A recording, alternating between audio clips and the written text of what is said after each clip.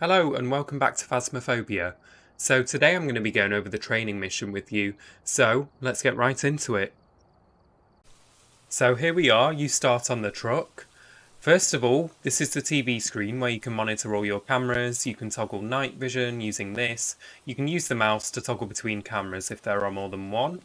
This is the key that you have to pick up before you leave in order to get into the house. All your equipment is here, which we will go over shortly, that you'll need for this mission. Over here is a map. You can change the floor using this button here. That green power icon there is where the power is. If the power gets cut out, you will need to go and turn it back on from there. The green line there is the front door. This is your sanity. When your sanity drops, the ghost will be more likely to hunt you. Sanity drops when you're in the dark, if you witness ghost events, or if you are near the ghost in general, or using a Ouija board will significantly drop your sanity. This is the total activity, what the ghost is up to at the moment, and here's how long ago it was in seconds at the bottom. So, for example, if the ghost is really active in a room, it might be strength 5 or 6. You'll know that that might be a good time to go and get some readings. Here you have sound sensors. This is not relevant for this mission because we don't have any sound sensors, but it can help you locate the ghost. We'll go over this in later videos. Normally you don't know what room the ghost is in. However, because this is the training mission, they do let us know that it's in the main bathroom. So let's go over how to identify what type of ghost it is. First things first, I've just grabbed the key to get into the house that was here. You can carry 3 pieces of equipment on you at all times, so let's take the flashlight, let's just take the ghost book, and let's take the EMF reader for now. Okay, so let's head into the house. You use this little code pad here to exit the truck.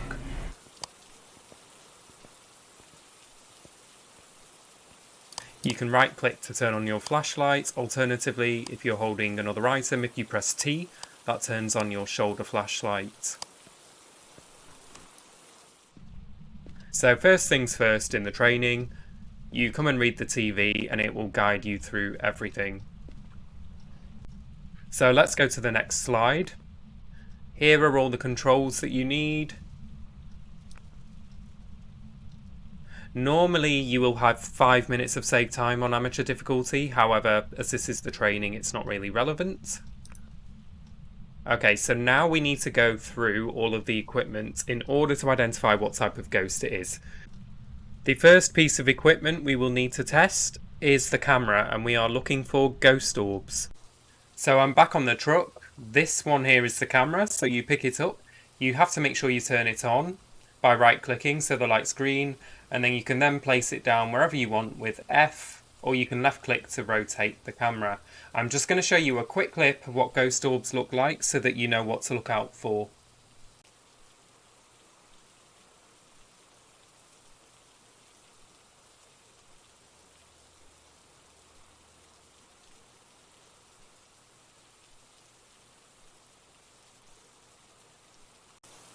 So I'm back at the house, I've brought the camera. Looks like the ghost has been throwing some items.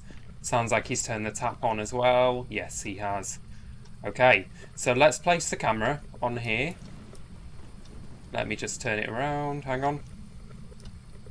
Okay, and in order to see if there's any ghost orbs from the truck, Ooh, he's just moved the door. Okay, we will have to turn the light off. It will need to be in darkness. Let's head back to the truck. Okay, so I'm back on the truck, and there don't appear to be any ghost orbs, not that I can see. Yeah, I don't see any ghost orbs. Oh, he's doing something. Okay, no ghost orbs, so we're going to try the next piece of evidence. Okay, so no ghost orbs that we could see, so let's try the next step. We will have to get the ghost writing book and place it in the room. If the ghost writes in the page, then... Oh, I can hear some doors. Okay, if the ghost does write in the book, then we can confirm that as evidence. So let's go back to the truck and get the book.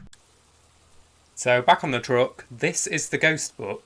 Let's pick it up and let's go and place it in the bathroom. So we're back in the bathroom, let's just place the book, anywhere will do. Let's place it on the floor with F. If any writing appears during this mission, we can write down ghost writing as evidence. So we'll go back and look at the book later, see if there's any writing. In the meantime, let's have a look at the next step. So now we need to go back to the truck and get the spirit box. This is where you can attempt to talk to the ghost in an attempt to get a response. If you do get a response through the spirit box, you can count that as evidence. So let's go to the truck and grab the spirit box. So back on the truck again. This one here is the spirit box. Make sure you turn it on by right-clicking. If the ghost is not close, it will pop up on the screen saying nothing detected. Just like that. Okay, let's go and take it into the room and see what we can get. Okay, so we've just come back to the bathroom and we've noticed some ghost writing in the book. So, let's go to the last page of our journal and enter ghost writing as evidence. Okay, now we're going to use the spirit box. To do this, you have to turn out the lights, unfortunately. Let's turn on the spirit box. And then you have to ask the ghost certain questions, such as where are you here, etc. So, let's give it a go. Where are you? Okay, he said close.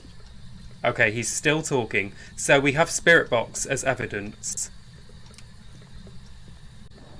Let's go back to the journal. I've put spirit box as evidence. So, the only possible options now, if you cycle through the ghost types, based on our evidence so far, is spirit, demon, or oni. So we've had a good start, we've got 2 pieces of evidence. Let's move on to the next. Okay, so the room that the ghost's in will always be cold. It's really useful to bring a thermometer to help you identify which room this is. However, only certain ghosts make the room freezing, which is when the thermometer has to be 0 degrees or below. You can also see your breath when it's that cold. But as we've not noticed that in the room, I think we can rule this out and move on to the next evidence.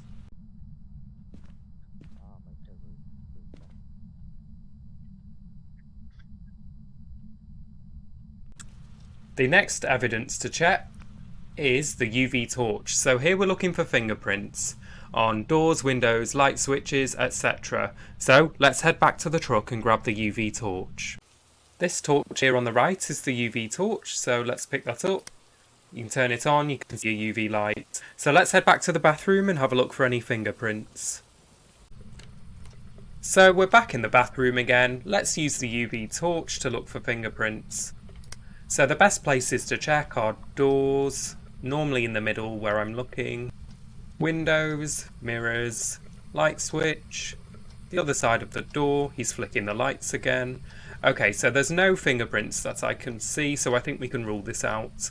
I will show you a quick clip now of what fingerprints do look like from another mission, just so you can see what to look for.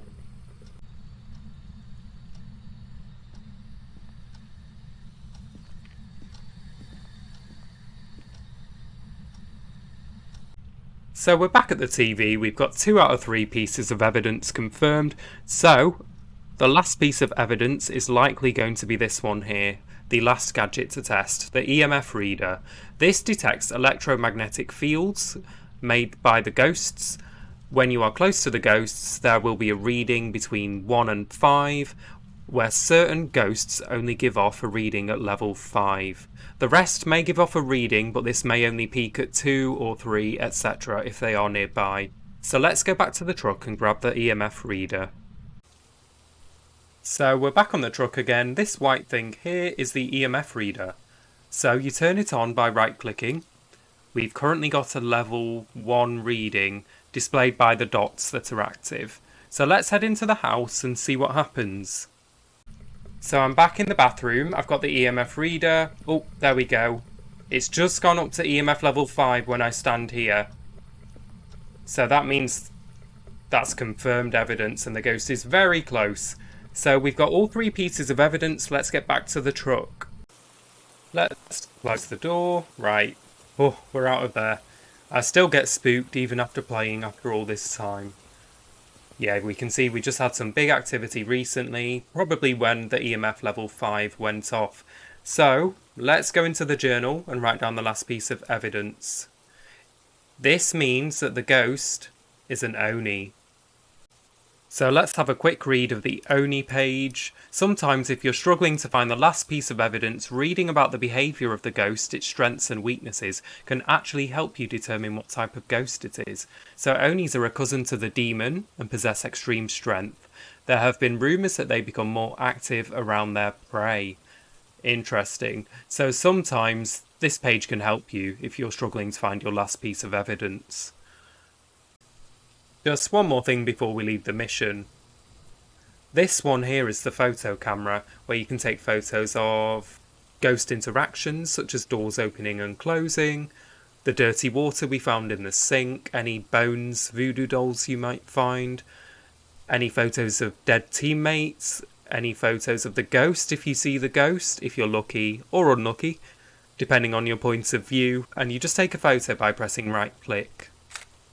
You only get 5 photos per camera, and any of these photos that I've just mentioned will get you extra money at the end of the mission. So there we have it, we've determined it's an Oni. To leave the mission, you just use the code pad over here.